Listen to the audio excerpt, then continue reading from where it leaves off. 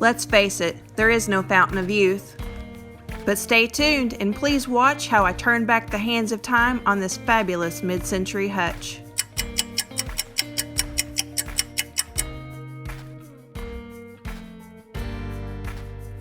Hi, I'm Jennifer Ross of Scenic Route, and I'm going to show you guys today on how to correct a jagged piece of veneer that has chipped, and it is located right here.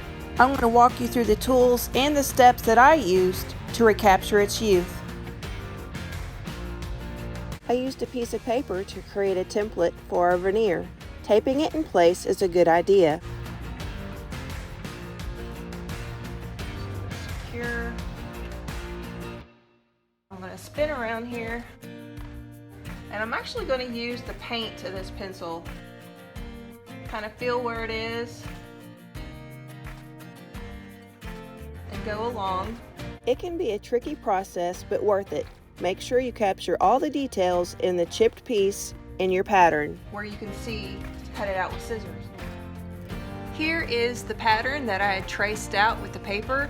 I went ahead and used the straight edge of the paper since the chip also has a straight edge to make it a little easier. And I'll just go along and cut this right here with a pair of scissors.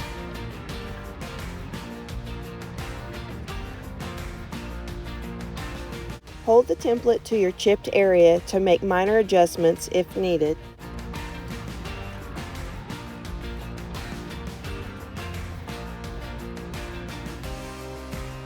Before you glue the new piece of veneer, carefully scrape away any old glue and create a contact for proper adhesion. If your chipped area isn't very big, I wouldn't worry about matching the wood types exactly, but choosing something with a similar color and grain is ideal.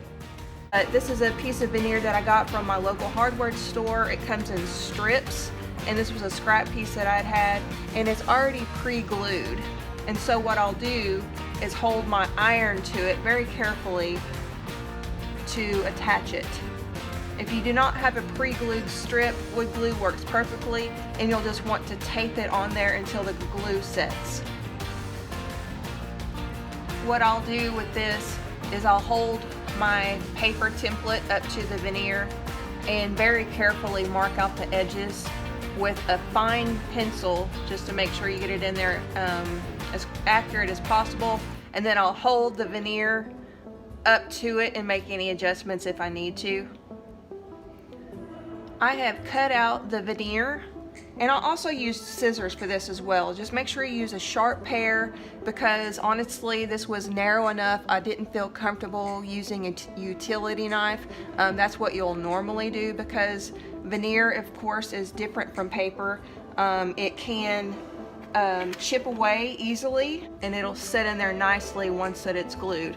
So it's flush on this side, and the curvature is correct all the way through here, and this will set flush into the space when it's glued. Okay, here comes the tricky part. Please don't burn yourself. This piece of veneer is very small, and so what I'm going to do is I'm just going to start on one edge of the veneer with a hot iron, and I'm going to show you that right now. So hold it in there, flush as you can, just get it in the right spot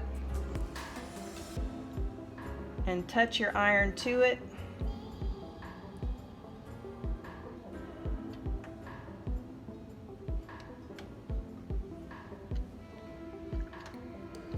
And now that it's kind of stuck on there, I'm going to use a piece of tin foil to make sure I don't damage the rest of this piece.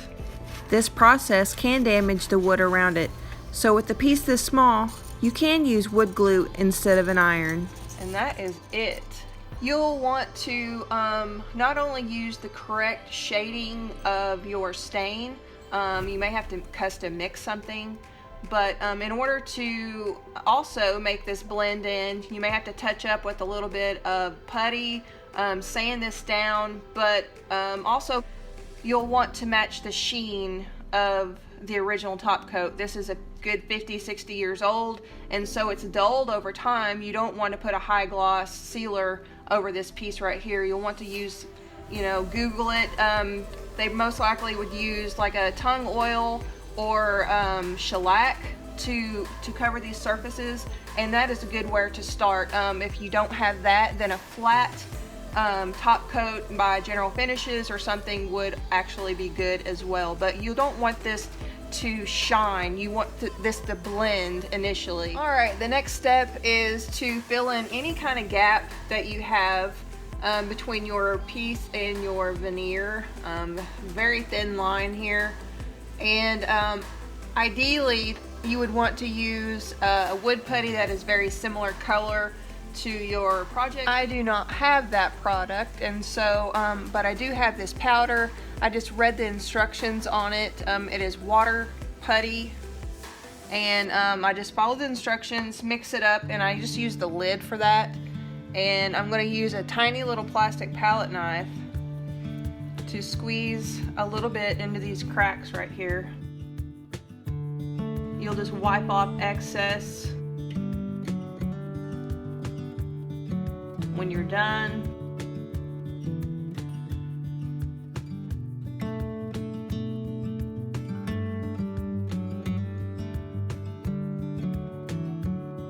And you will worry about matching the color if you don't have a matching putty when you go to stain your veneer.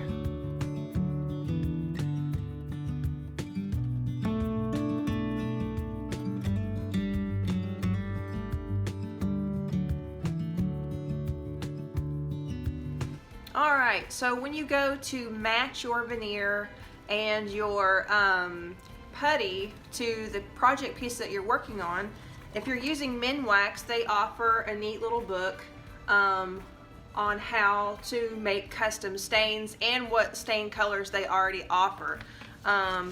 In the center of the book, there is a chart with each stain color that they offer, but off to the right here, they have combination colors that you can mix that will create a matching color to whatever project you're working on. And I say matching, they get it really close. Just depends on what type of wood you're working with. Of course, if you're working with oak on something that is much darker, has a red hue to it, then of course the color matching is going to be a lot different. Also, with the type of wood, whether it's soft or hard, also makes a difference. Another thing is if you sanded the piece a lot in one area, it'll also be darker than the stain because you've changed the integrity of the wood.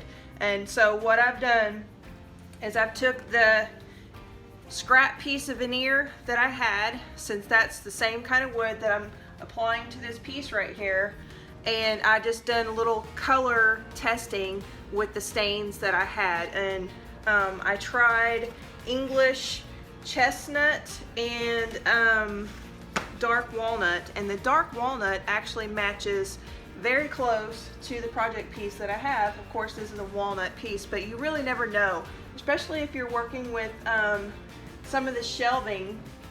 Those are a solid piece of wood, and so those actually might be a totally different color than the entire piece. I done my color testing while the putty was drying, and now I've just got a tiny little piece of paper towel that I'm going to use to dab that on. But before I did that, I went ahead and sanded the putty smooth as well. And so what I'm just going to do, my piece of paper towel is actually a little bigger than what I need it to be, but that's okay. I'm just going to go ahead and wipe up what I'm overlapping with. You might actually need 2 coats, but maybe not. So I just put that on there, wipe off the excess.